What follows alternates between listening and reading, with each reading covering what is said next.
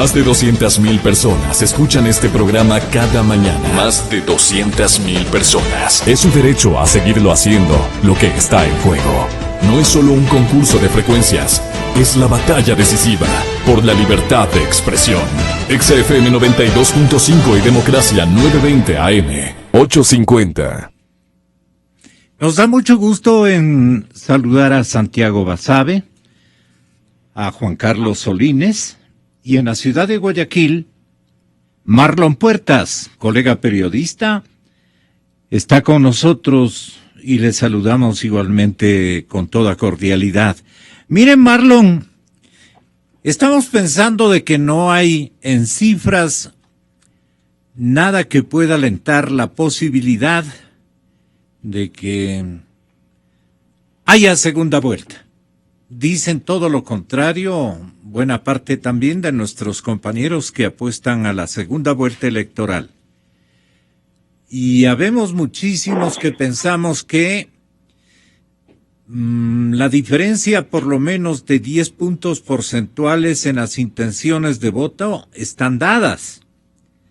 Solamente lo que restaría es alguna maniobra, algún acto desleal con la democracia que pueda perpetrarse desde estamentos que deban garantizar la pureza del pronunciamiento social de nuestro pueblo, del pronunciamiento político de nuestro pueblo.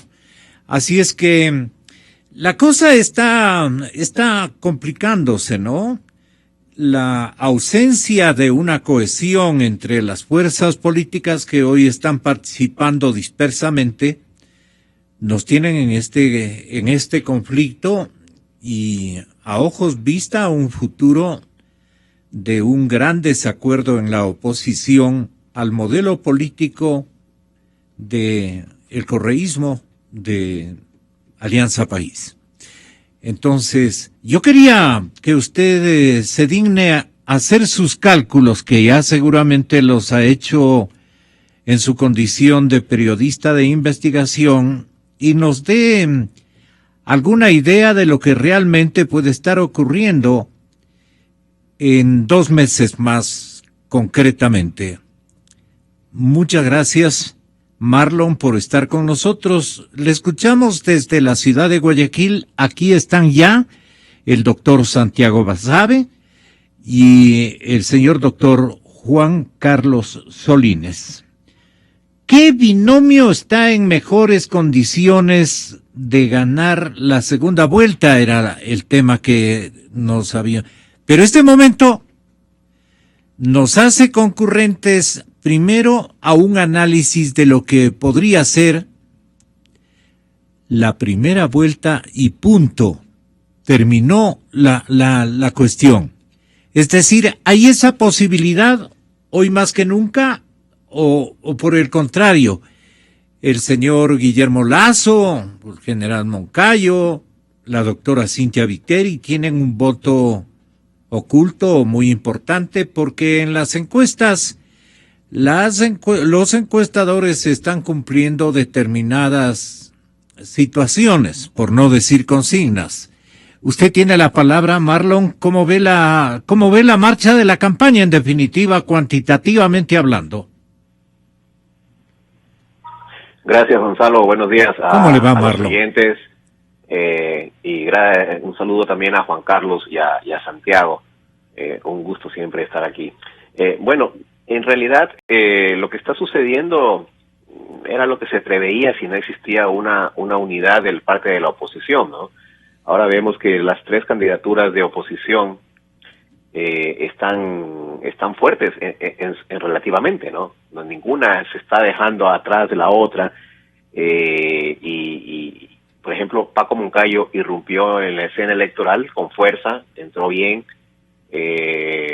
Luego la candidatura de Cintia Viteri también ha adoptado la decisión más sensata para poder crecer algo, que fue separarse de Ramiro González, que ya lo hizo. Y finalmente Guillermo Lasso, pues es la candidatura que más tiempo ha permanecido en la escena, en la palestra, y tiene el porcentaje que lo tuvo ya en el 2013 y con posibilidades también de crecer a raíz de la decisión de tomar como binomio a Andrés Páez, que yo creo que sí le va a aportar presencia en Quito, que era lo que más le preocupaba a raíz de la aparición de Paco Moncayo. Entonces, entre los tres, sí, efectivamente, se hacen daño y el ganador en ese sentido es el candidato del gobierno, Lenín Moreno. Lenín Moreno, que tampoco la tiene fácil, ¿ah? Ahora mismo está pasando algo curioso dentro de la candidatura oficial. ¿A qué se refiere? Me refiero a que las cifras no le alcanzan a Lenín Moreno para ganar en primera vuelta. Yeah. No le van a alcanzar. Y de eso está consciente el candidato de gobierno, que en una segunda vuelta en cambio la va a tener muy complicada. Yeah. En una segunda vuelta hay serios riesgos de que efectivamente... La diferencia de 10 puntos es posible que lo obtenga Lenín Moreno, pero no lo otro. Pero no los 40. Exactamente. No los 40. No los 40 puntos, entonces ese va a ser el problema para él. Y obviamente, ya lo dijo Jaime Nebot incluso, en segunda vuelta la oposición se va a unir, en segunda vuelta. La oposición se va a unir y es inminente, casi inminente, la derrota del oficialismo. Entonces lo que está pasando es eso, o sea, yo he visto en el último fin de semana un giro ya en el discurso de Lenín Moreno, un giro para tratar de captar algo del mercado de los indecisos, que están por arriba del 52%. ¿Cómo va a conseguir eso Lenín Moreno? Atacando al propio Correa. Mire usted, Gonzalo, la frase esta de llamar elefantes blancos a las escuelas del milenio. Exactamente. Que son casi un emblema de la revolución ciudadana. Es la niña de los ojos de Rafael Correa, de sus escuelas de milenio. Así es. Y que venga Lenín Moreno a decirle elefantes blancos, le tiene que haber dolido en el alma, claro, o más que la puñalada de Carlos Pareja Yanuselli, que dice Correa que le ha dolido, que venga su compañero Lenín Moreno a considerar elefantes blancos, claro, a las escuelitas del milenio. ¿Está buscando el divorcio entonces? El señor Moreno está buscando el divorcio con el presidente, igual que hizo Cintia con González, Marlon. Sí, está buscando votos, sobre todo está buscando votos. Y como ya ve que los votos del correísmo fuerte, el voto duro del correísmo no le alcanza, y los cálculos más optimistas le dan 37 puntos, entonces él sabe que tiene que ir a pescar votos en el otro lado, al lado de los indecisos, de aquellos que no quieren votar por nadie que se parezca a Rafael Correa, o que vaya a hacer el continuismo de Rafael Correa. Entonces, ¿qué le queda? Bueno, a empezar a criticar a Correa. Obviamente es un arma de doble filo, porque donde se enoja el presidente, pues le puede ir muy mal también al candidato oficial, ¿no? Todos lo ¿Qué podría estar haciendo sentido. Correa en contra de Moreno, en desquite? Bueno, el presidente es capaz de cualquier cosa también, ¿no? Claro. El presidente es... ilimitado. Así es, imprevisible. La reacción del presidente en ese sentido puede ser en distintas formas, ¿no? Desde quitarle el respaldo, desde empezar también a boicotear por dentro la candidatura, de tratar de negociar por detrás con algún otro político. ¿Quién sabe, no? Sí. Con alguna otra candidatura. A Cintia le puede ir mejor sin González. Es posible, ¿no? Es posible, aunque Avanza es un partido muy bien conducido. Ya no como antes dicen, pero tiene su gente, especialmente en provincias claves como Manabí, por ejemplo. Bueno, pero lo propio quisiera retratar Lenín Moreno apartándose lo más que pueda y hasta confrontando con el presidente de la República. Allí la cosa sí es mucho más complicada y me va a perdonar que esta situación la plantee en posibilidad al señor doctor Santiago Basabe desde Flaxo. Tenga la bondad, doctor, muy buenos días. ¿Cómo está Juan Carlos? ¿Ya está aquí? Gracias. Qué buena nota. Gracias, Gonzalo. Buenos días a Juan Carlos, a Marlon y por supuesto a la audiencia. Yo creo que hay una idea en la que estamos de acuerdo, me parece, y es en la dificultad que tiene el candidato Moreno para llegar a 40 puntos y ganar en primera vuelta. Eso parecería ser, al menos hasta ahora, que va a ser difícil de modificar. Por tanto, el escenario más creíble, al menos ahora, sería una segunda vuelta. El punto es con quién va a la segunda vuelta. Y ahí, a diferencia de otras campañas electorales, de otros procesos, me parece que todavía esa suerte no está resuelta. Es decir, el señor Lasso creo que sigue siendo el candidato más opcionado de la oposición, tiene un discurso que ha sido coherente y consistente a lo largo del tiempo. Además, me parece que es la candidatura más coherente también en términos ideológicos. Ahora quizás la candidatura de Cynthia Viteri va por ese camino, luego de la ruptura con Avanza, y también el candidato más de la Sierra, que sería el general Moncayo. En el caso del general Moncayo, los problemas que me parece podría afrontar un eventual gobierno, en el caso de que llegue la presidencia, es que dentro de esa coalición hay muchos actores con intereses muy diversos, y algunos actores incluso muy cercanos al propio candidato del gobierno. Algunos fueron parte, de hecho, del gobierno, y eso podría generar no solo fricciones, sino la dificultad para que determinados cambios que el general Moncayo dice que podría hacer o que llegaría a hacer en el gobierno se puedan materializar precisamente por esta tensión.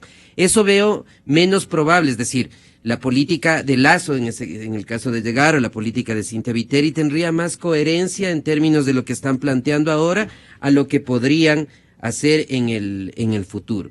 Entonces, en estos 2 meses yo creo que va a ser un escenario interesante de cómo se manejen estas 3 campañas. La campaña que maneje de forma más inteligente, que llegue a la población cautiva, que no ha planteado un voto específico, creo que va a terminar despuntando, y al final, hacia los últimos días de la elección, mucha gente que estaría por los otros 2 candidatos podría terminar plegando en favor del que tenga más votación. Y luego ya en la segunda vuelta las cosas cambiarán. Yo no estoy tan seguro que todos los que ahora apoyan a Moncayo, Lasso y Viteri votarían por el candidato de oposición. O sea, insisto, hay mucha gente dentro del grupo del general Moncayo que entre votar a Lasso y a Lenín Moreno votarían a Moreno. Que entre votar a Moreno y votar a la doctora Viteri votarían a Moreno. Entonces, creo que ese espacio de votos del general Moncayo, en el caso que él no sea evidentemente el que pase a la segunda vuelta, ese será un espacio fundamental en disputa y que podría terminar dirimiendo cuál es el candidato que va a ganar en la segunda vuelta electoral. Entonces, yo creo que todavía es difícil aventurarnos a establecer un candidato que pase a segunda vuelta. Lo que sí podemos partir es que la segunda vuelta es lo más probable, y seguramente también es lo que es el tema que más quita el sueño a la candidatura de Moreno y Alianza País en general. Seguro. El doctor Juan Carlos Solines va a tener la bondad también de considerar por este otro lado. El indicador es techos. ¿Dónde ve el techo más próximo en la trilogía de partidos de oposición? Pero también examine el techo de Lenín. Él también está ya dándose en la teja. Muchas gracias, Gonzalo. Un saludo a Santiago Basabe, a Marlon Puertas y a toda la audiencia de Radio Democracia. Bueno, yo creo que la situación electoral se está todavía dilucidando.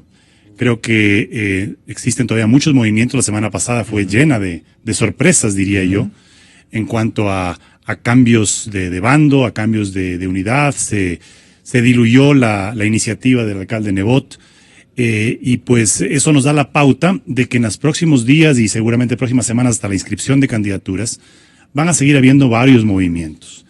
Esto acompañado de escándalos de corrupción que cada vez se van desenredando más y que definitivamente tienen un impacto negativo en la campaña oficialista, más allá de que cada uno de los candidatos esté pues adoptando medidas un tanto desesperadas desde afuera, son vistas como desesperadas, para tratar de captar más votos, inclusive dejando de lado la coherencia o incluso las lealtades que se pueden haber generado en un inicio de esta campaña. El contagio de corrupción a la candidatura de Lenín Moreno es discutible porque la gente humilde incluso de pensamiento no le transfiere esa responsabilidad, creo yo, en la intención de voto a Lenín Moreno. No sé qué opine usted. Bueno, yo creo que sí cala, porque digamos, más allá de los distintos estamentos a los que llega la información sobre los casos de corrupción,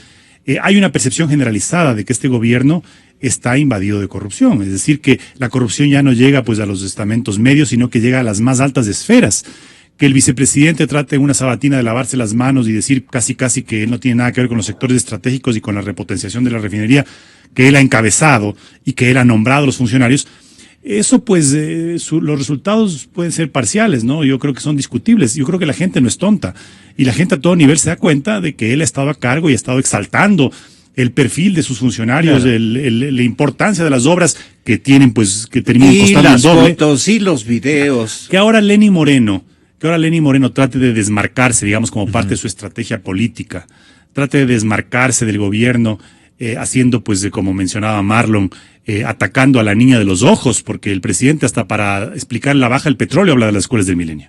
Entonces, que de repente Lenin, un poco como estrategia, que no me sorprendería inclusive que sea conchavada y que sea arreglada y que le haya dicho, en algunas Rafael, cositas te voy a molestar. Rafael, te tengo que pinchar por aquí porque si no voy a captar el voto de un sector que debe estar engrosando las cifras de los indecisos, que es muy alta, y que yo lo llamo el de los correístas light o de los correístas desencantados. Es decir, son correístas al fin, son correístas al fin que han apoyado todo el proceso, pero que ya están abiertos a un cambio.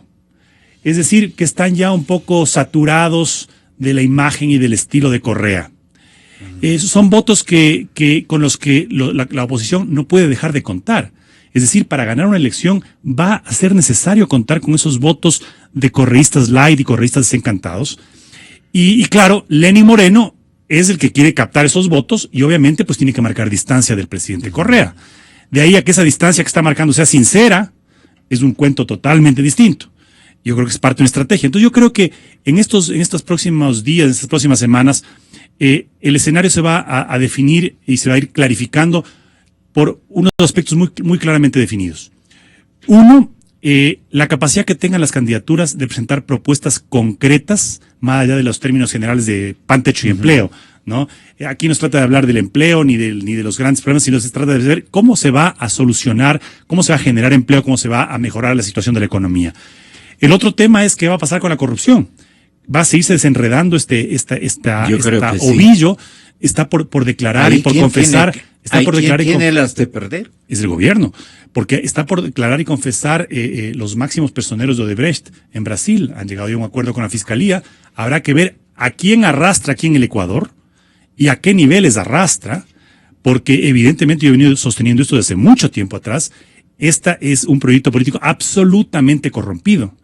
Otro elemento va a ser también las fracturas y los factores internos dentro de los movimientos políticos de oposición y las alianzas, unidades o como se las quiera llamar, el momento en que se comienzan a designar ya candidaturas. Porque eso va a generar cismas, va a generar inconformidades y sobre todo, como lamentablemente la política no cambia en el país luego de 10 años y luego de haber supuestamente terminado con la partidocracia, la forma de hacer política no cambia y las negociaciones y acuerdos de la oposición son en base a candidaturas, en base a tronchas, en base a espacios de poder, no hay planes programáticos. Solo así se explica que en una misma semana se pasen de un bando a otro, ¿no? So pretexto de que me voy con el candidato que más chance tiene o lo que fuere. No, eso no es verdad. Aquí se han negociado burdamente candidaturas, que es lo único que persiguen muchos movimientos, además movimientos marginales, Entonces eso va a generar cismas internos en las organizaciones. Hay que ver cómo se decantan esos cismas, esos conflictos.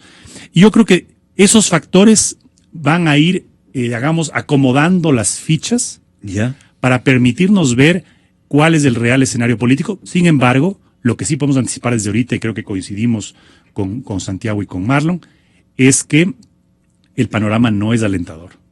No es alentador en el sentido de que... Para la oposición. Para la oposición en general, sí, porque más allá de lo que digan las encuestas, porque ahorita yo creo que las encuestas están tratando también de jugar su rol dependiendo de quién es el candidato que les contrata. ¿No? O cuál es el candidato de su preferencia. Siempre lo han hecho, pero ahora se lo ve mucho más claro. Entonces, más allá de lo que digan los números, yo creo que la oposición no debe todavía descartar definitivamente la posibilidad de llegar a mayores acuerdos. Puede sonar utópico para muchos, pero yo lo digo además con plena autoridad moral, porque yo, en el momento que se presentó esta misma coyuntura para la alcaldía de Quito, tomé una decisión que de alguna forma desbloqueó o viabilizó el triunfo, más allá de cómo haya respondido el actual alcalde a esa oportunidad que se le dio en base a renunciamientos.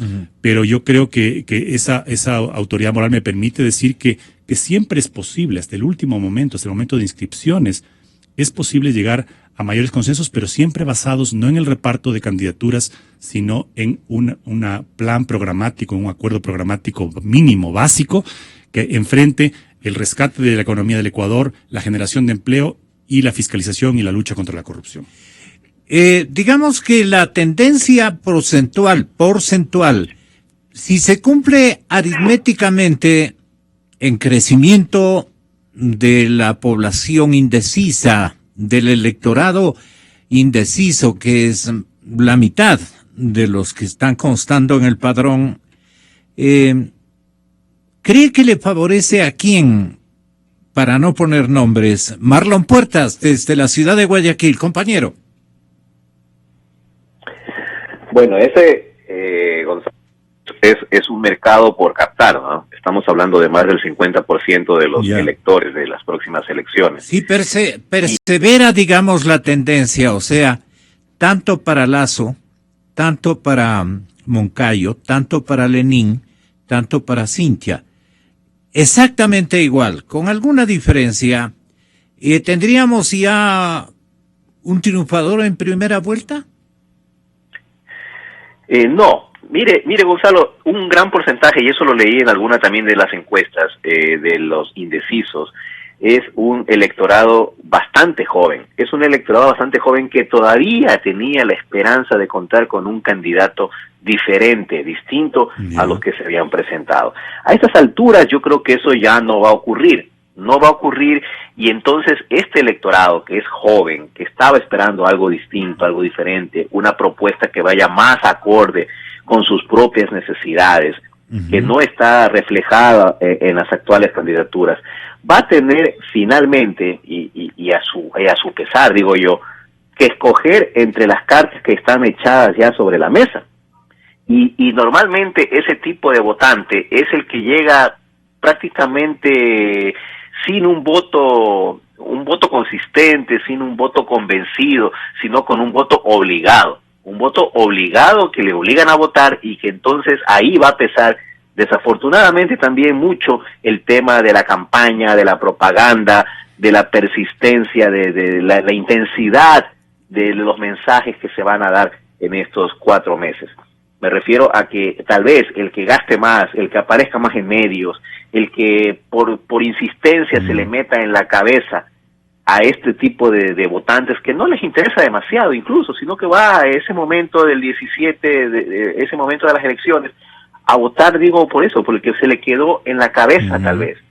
Y por eso, y eso apuesta también el gobierno, ojo, por eso el gobierno ha empezado ya desde hace muchas semanas atrás a meter por los ojos, a meter por todos lados la imagen de Lenín Moreno, y a meter esos mensajes en cadena nacional de que el pasado fue lo peor del mundo, justamente para tratar de inclinar por ese lado los votos hacia Lenín Moreno. O sea, es la ciencia esta ahora del neuromarketing que se habla, que quieren meter hasta por las tranqueras la imagen del candidato, inclinando la voluntad de la gente que justamente no está convencida de ninguno de ellos, ¿no? Entonces, por ese lado, y por el lado del poder que tiene el Estado, el gobierno en este momento, de los medios de comunicación que controla, del escaso control, del nulo control del Consejo Nacional Electoral, en ese sentido tiene la gran ventaja el candidato del gobierno, Lenín Moreno, que puede también captar, ¿no? Puede también de ese mercado indeciso finalmente decir, bueno, en efecto, una cosa era Correa y otra Lenín Moreno, más ahora que empieza a criticarlo, ¿no? Más ahora que empieza a decir, no, pero yo no estoy de acuerdo que se haya gastado toda la plata que se pudo haber invertido en 10 escuelas solo en una, ¿no? Eso es un elefante blanco. Probablemente más adelante vengan otras críticas, que no le quepan de pronto que empiece a criticar incluso la corrupción. La corrupción, imagínese. Hay un fuerte rumor, Gonzalo, de que Lenin está muy inconforme con el tema de su compañero de fórmula, justamente a raíz también del último escándalo de corrupción en Esmeraldas. Entonces, más bien por ahí se está escuchando que puede haber una sorpresa y que no, tal vez no sea el binomio en este consolidado, y que hasta el este es un buen dato. puede haber un cambio. Sí, este es un buen dato. Bastante. Y además eso también sería un patear el tablero por parte del partido de gobierno, ¿no? Seguro. Que cambien el candidato a vicepresidente por imposición o por exigencia el candidato a presidente. Imagínese cómo le vendría, ¿no? Hasta está sonando el nombre del presidente de Barcelona acá en Guayaquil, ¿no? Santiago Basabe, sin preguntas porque ahí tiene como para analizar un par de cosas muy interesantes y nuevas.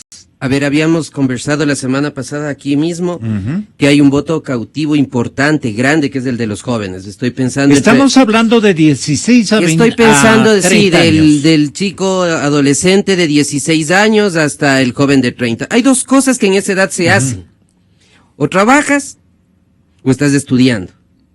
Y la gente que está estudiando va en general a la universidad. Y ahí el tema del CENESID es fundamental y me parece que ese es un espacio donde ninguno de los candidatos ha puesto énfasis en plantear cuál va a ser la alternativa a lo que ahora mismo tenemos como este sistema si le sacan la foto del pelo grande, la cosa sería terrible para el candidato Lenín Moreno. Claro, porque Moreno no podrá decir nada del CENESID, pues. O sea, que no puede criticar al CENESID porque ayudó a construir el CENESID, es parte del gobierno.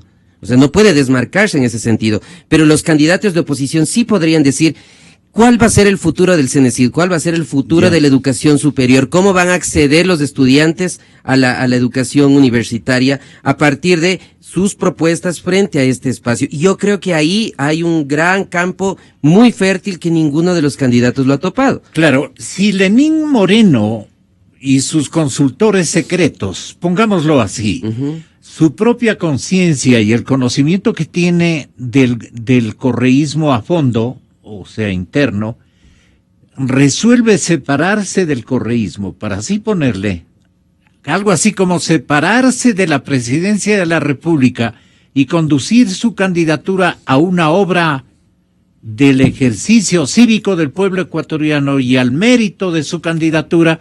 ¿Qué podría estar ocurriendo aparte de que le diga, perdona, pero contigo no puedo ir porque es lo mismo que González con Cintia? Es que no puede hacer eso Moreno, porque Moreno por sí mismo no tiene ningún capital político, no tiene apoyo dentro de Alianza País. La candidatura de Moreno es puesta ahí porque está mejor en términos de encuestas él como persona, pero una estructura que trabaje alrededor de él y que sea parte de Alianza País no existe. Muchas de esas estructuras ahora están en el candidato de oposición que es Paco Moncayo. Digámoslo así, es claramente eso. Recordemos Alianza País del año 2008. La gente cercana a Moreno, esta gente más girada hacia la izquierda, el gente devota del Che Guevara, la Revolución Cubana, etcétera. ¿Dónde están ahora? No están en los espacios del gobierno. Salvo contadísimas excepciones. ¿Dónde están ahora? En general están en la candidatura del general Moncayo. Por eso decía al inicio que en segunda vuelta electoral no estaría tan seguro que todos vayan a plegar en favor del señor Lasso, en favor de Cintia Viteri, en el caso que uno de ellos sea el candidato. Entonces, Moreno se encuentra frente a la disyuntiva de plantear alguna opción de cambio sin poder en realidad hacerlo. Estamos mencionando que hace un par de días ha hecho una declaración en contra de las escuelas del milenio. La pregunta que yo dejo aquí planteada es, vamos a ver cuándo va a venir la siguiente crítica. Vamos a esperar cuándo va a venir la siguiente crítica, porque seguramente a consecuencia de eso existieron conversaciones importantes dentro del movimiento Alianza País. Y la candidatura del vicepresidente actual, que eventualmente podría ser el vicepresidente, da cuenta de eso, de que las fuerzas al interior del país están en favor del señor Glass. Y el señor Glass actúa ahí como el mecanismo para impedir que alguna posibilidad de un cambio mayor se pueda dar desde el propio Lenín Moreno. Tiene la palabra Juan Carlos Solines. Bueno, yo creo que las encuestas coinciden al momento, más allá, digamos, de los intereses o de los servicios a quienes prestan, coinciden en que hay un alto número de indecisos. Sí, muy bien. Un alto número de indecisos considerando que ya están, digamos, en la cancha los jugadores. Eso significa que esos jugadores por lo pronto, hasta el momento, no han logrado seducir a esa gran cantidad de indecisos. Yo decía en mi anterior intervención que el escenario todavía no se acomoda bien, va a depender de cuáles sean las propuestas ya más concretas y aterrizadas de los candidatos, va a depender de qué pase con los escándalos de corrupción, con las pugnas que se generan al interior de la oposición. Pero hay otros elementos también que son fundamentales, Gonzalo, para ir clarificando el panorama electoral. Cuando hablamos, por ejemplo, de propuestas claras, Santiago mencionaba algo que es muy importante, el tema de la educación superior, el tema del Cenecit, y yo creo que los candidatos sí se han pronunciado. Yo le oí a Paco Moncayo ahora el fin de semana que se reunió con los jóvenes en el Ichimbía, que ese fue el tema central.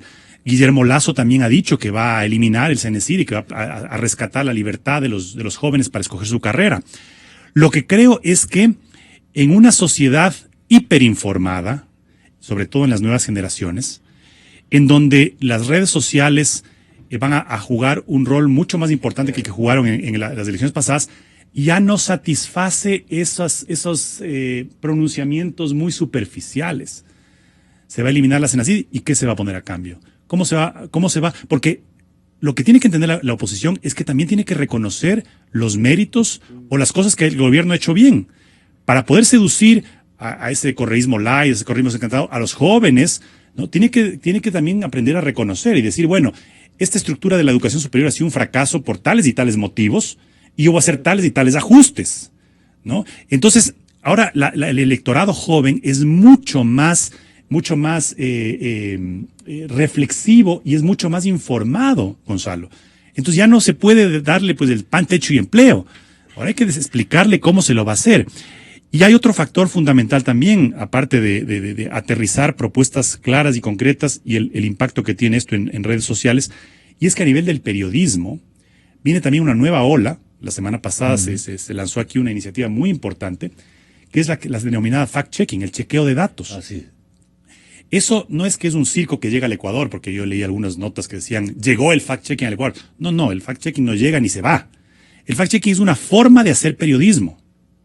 Es un tema, si se quiere ya a nivel de hoy en día, un tema ético del periodismo, ¿no? Que va más allá de la investigación periodística, y tenemos tantas fuentes de información disponibles que se puede cotejar lo que el candidato dice con la realidad. Entonces, que voy a derogar tal ley. A ver, pero para derogar esta ley que es orgánica se necesita tantos votos. Este candidato tiene asegurado ese número de legisladores en la asamblea. Está engañando. No lo puede anunciar así tan suelto de huesos, ¿no es cierto? Que voy a ver, esto que está diciendo usted es mentir. Que el desempleo, esto de aquí usted está mintiendo. Entonces, el electorado de indecisos se va a fijar mucho en esa nueva forma de hacer periodismo, se va a fijar mucho en las redes de información y los flujos de información que transitan a través de las redes sociales. Entonces los candidatos tienen que ser mucho más profesionales, las estrategias de campaña tienen que ser mucho más profesionales y tomar en cuenta esto sin dejar de considerar temas de antaño que ahora se presentan como fantasmas muy peligrosos, como son el manejo del tema electoral en el CNE. Un CNE absolutamente, burdamente entregado y sumiso y sometido al Poder Ejecutivo. Pero no deja de ser peligroso. Eso digo. Y no deja espacio para que no pueda cumplir determinada consigna. Eso digo, exactamente. O sea, más allá de estos nuevos elementos que son las redes sociales y su impacto, el tema de la hay enemigos antiguos. En este caso, el tema del CNE y la pureza y transparencia de las elecciones, ya hay denuncias de que se están nombrando las autoridades que van a controlar el registro, son todos gente allegada al gobierno. Se puede ahí considerar un fraude que, unido a un régimen de propaganda que se está incrementando en estos últimos días a través de los medios incautados, en donde ahora ya se inventan 7 días en 7 minutos, o sea, cadenas por todo lado, en donde se está exaltando la imagen de Lenín Moreno y de Jorge Glass a vista y paciencia del CNE, ¿no? Y ellos se lavan las manos diciendo, ya mandamos al contencioso electoral, ya mandamos por aquí, y se lavan las manos. Y por otro lado, hay un tema que solamente esta estación le está dando la importancia que tiene, que es el tema del reparto de frecuencias para radio y televisión que está en marcha. Nadie le pone, creo que por temor y por cálculo, nadie le pone atención a ese proceso, pero que va a incidir, y eso fue una de las observaciones que hicimos en el Observatorio de Frecuencias, va a incidir en este proceso electoral, porque los medios de comunicación, radios y televisión, medios de comunicación tradicionales, están atemorizados, están a expensas de una decisión de renovación o de concesión de frecuencias para seguir operando, que les va a condicionar su posición frente al proceso electoral. Pórtate bien, verás que tu frecuencia está en juego. Pórtate bien, ve a quién invitas, ve qué tipo de opinión viertes en tus programas. Ten cuidado con las noticias que difundes, porque el proceso de frecuencias está en marcha. Entonces aquí hay una serie de elementos que la estrategia de los candidatos de oposición tiene que considerar, porque es un proceso electoral absolutamente sui generis, comparándolo inclusive con el anterior de 2013. Santiago, termina usted. Gracias, Gonzalo. Y creo que hay un par de temas más adicionalmente sobre todo para la población joven. ¿Cuáles son? El tema del medio ambiente, por ejemplo. Ya. La protección del medio ambiente, lo que el gobierno fue su gran bandera de batalla y que luego abiertamente la dejó de lado. Y nuevamente la participación de las mujeres en política. O sea, creo que ese es un tema fundamental. ¿Cuántas mujeres van a ser las primeras candidatas a legisladoras? ¿Cuántas mujeres están en los binomios presidenciales? Desafortunadamente, del lado del gobierno observamos que pusieron 2 hombres. Lamentablemente, en el caso del señor Lasso también son 2 hombres. Y yo creo que las generaciones jóvenes, insisto, tienen ya una percepción distinta del papel real de las mujeres dentro de la política, su rol activo, la capacidad de negociación que tienen, la capacidad de hacer política en términos generales. Para estos jóvenes, perdone la interrupción, Santiago, el candidato o la candidata Cynthia Viteri, ¿es candidata Nebot o es candidata Cynthia? Las mujeres, ¿cómo lo han acogido? Yo creo que ella es Cynthia Viteri, candidata del Partido Social Cristiano, y creo que en eso han hecho bien. El abogado Nebot ha empezado a desmarcarse y a darle su propio espacio. Y creo que entre los candidatos es la que tiene ahora mismo un discurso mucho más fresco, mucho más suelto. Habrá que esperar a ver cuál es su candidato a la vicepresidencia. Ahora en la mañana, precisamente en esta radio, se mencionaron un par de nombres, se ha dicho del exministro Pozo, se ha señalado de Ramiro Aguilar. Mire, si observamos los asambleístas del Ecuador, con toda seguridad entre el 10% de mejores asambleístas, indudablemente está Ramiro Aguilar. O sea, si usted compara los discursos y el debate legislativo, el nivel de Aguilar es claramente diferente, con un puñado de legisladores adicionales. Entonces, este tema de las mujeres, este tema de las diversidades en el amplio sentido de la palabra, el manejo del CENESID, el manejo de cómo se va a entender el ambiente, van a ser cuestiones que a los jóvenes les va a impactar, y ahí concuerdo con Juan Carlos, de una forma dinámica, rápida, interesante. Los medios, las redes sociales van a ser claves, el Facebook, el Twitter, van a ser espacios interesantes, y esto les plantea a los candidatos un gran desafío de ponerse a tono con lo que la población joven quiere, y esperemos que así se resuelva al final, antes de la primera vuelta. Vale, muchas gracias, Santiago, muchas gracias, Juan Carlos. Viene Wilfrido Lucero, Juan Cubi y Gonzalo Ortiz. ¿Cómo es el perfil y las características de los políticos oportunistas? ¿Por qué el anticorreísmo es el dilema de los candidatos? 2 temas específicos de enorme importancia. Estarán aquí con Juan, con Wilfrido y con el tocayo Ortiz.